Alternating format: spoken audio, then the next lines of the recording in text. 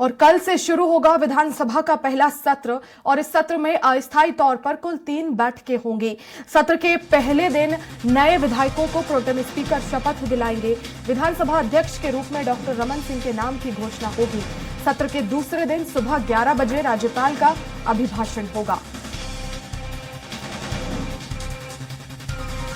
तो कल से सत्र शुरू होगा। अस्थायी तौर पर 3 बैठकें होंगी।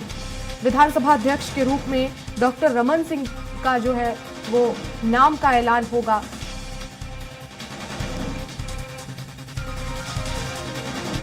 और छत्तीसगढ़ विधानसभा का पहला सत्र कल से शुरू हो रहा है। 10,000 करोड़ का अनुपूरक बजट लाएगी सरकार।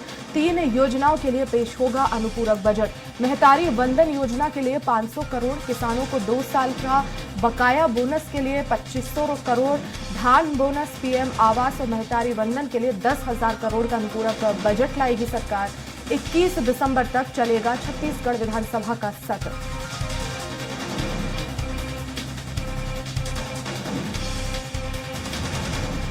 और ज्यादा जानकारी के लिए संवाददाता हेमंत शर्मा हमारे साथ जुड़ गए एक बार फिर से रायपुर से। हेमंत, कल से सत्र शुरू हो रहा है और अनुपूरक बजट इस दौरान पेश किया जाएगा और इससे पहले हम लगातार इस बात का जिक्र करते रहे कि सरकार पर एक दबाव होगा, जल्द से जल्द जो योजनाएं हैं उनको पूरा करना है। यही वजह है कि अनुपूरक बजट लाया जा रहा है।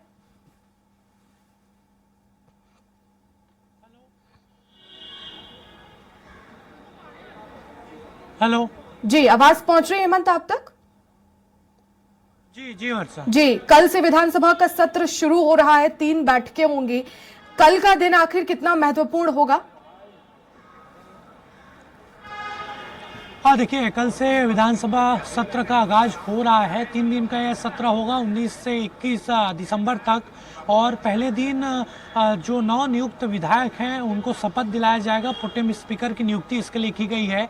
रामविचार नेताम जो प्रोटेम स्पीकर है वो कल सभी विधायकों को शपथ दिलाएंगे और वहाँ पर कई जो विधायक हैं वो छत्तीसगढ़ी में शपथ लेते नजर आएंगे। इसके बाद कल ही विधानसभा अध्यक्ष का निर्वाचन होगा। हालांकि वो एक प्रक्रिया है, निर्विरोध तरीके से डॉक्टर रमन सिंह को विधानसभा अध्यक्ष चुन लिया जाएगा, क्योंकि कल नामांकन दाखिल उन्होंने किया। उस समय भूपेश बघेल जो पूर्व सीएम है, नेता प्रतिपक्ष चरण दास, इन्होंने भी समर्थन किया। प्रस्तावक समर्थक वो बने थे नामांकन दाखिल करते समय।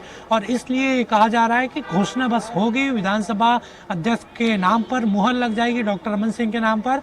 और ये पहले दिन की कार्रवाई होगी। दूसरे दिन की कार्रवाई सुबह 11 बजे से शुरू होगी, जो राज्यपाल के अभिभाषण से शुरुआत होगी। और उसके बाद तीसरे दिन जो वहाँ पर राज्यपाल के जो अभिभाषण होगा उस पर कृतज्ञता ज्ञापन जो आएगा उसमें चर्चा होगी वर्षा। और 10,000 करोड़ का अनुपूरक बजट भी यहाँ पर पेश किया जाएगा।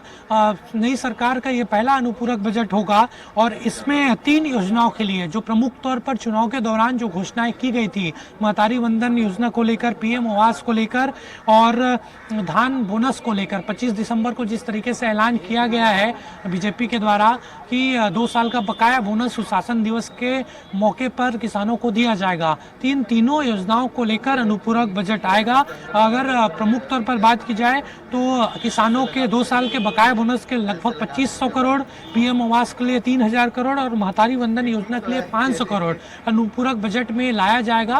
और इन योजनाओं का क्रियान्वयन आगे चलकर होगा। पैसा आवंटित होने के बाद ये तीनों योजनाएं शुरू हो जाएंगी। खासतौर पर पीएम आवास को लेकर जिस तरीके से ऐलान किया गया है कैबिनेट की पहली बैठक में कि 18 लाख आवास गरीबों को दिया जाएगा। इसके अलावा धान की बकाया बोनस राशि भी 25 दिसंबर को मिल जाएगी। हालांकि महतारी वंदन योजना को लेकर पैसा यहाँ पर पैसे का प्रावधान जरूर कर लिया जाएगा, लेकिन वो कब से शुरू होगी विस्तृत जानकारी बाद में सरकार की तरफ से दी जाएगी। लेकिन ये सत्र काफी महत्वपूर्ण है। नई सरकार का ये पहला सत्र है और लगभग 10,000 करोड़ का अनुपूरक बजट यहाँ पर पेश होगा। बिल्कुल। और हेमंत, क्योंकि 25 दिसंबर तक जो है वो राशि भी देनी है, तो जाहिर तौर पर ये 3 दिन का सत्र, उसके बाद 21 के बाद यानी कहा जाए कि जो राशि है वो खाते में पहुंच जाएगी 25 से पहले। देखिए 25 दिसंबर को ही धान की बकाया बोनस राशि देने का ऐलान किया गया था। चुनावी घोषणा पत्र में भी ये चीज बीजेपी ने रखी थी। बड़े नेताओं ने भी कहा था 25 दिसंबर जो सुशासन दिवस है, अटल बिहारी वाजपेयी को लेकर वहां पर सुशासन दिवस मनाया जाता है, तो उसी दिन 25 के पहले नहीं होगा, उसी दिन कार्यक्रम निर्धारित होगा। 25 तारीख को ही 2 साल का बकाया बोनस है वो किसानों के खाते में ट्रांसफर की जाएगी। बिल्कुल, शुक्रिया हेमंत तमाम जानकारी के लिए।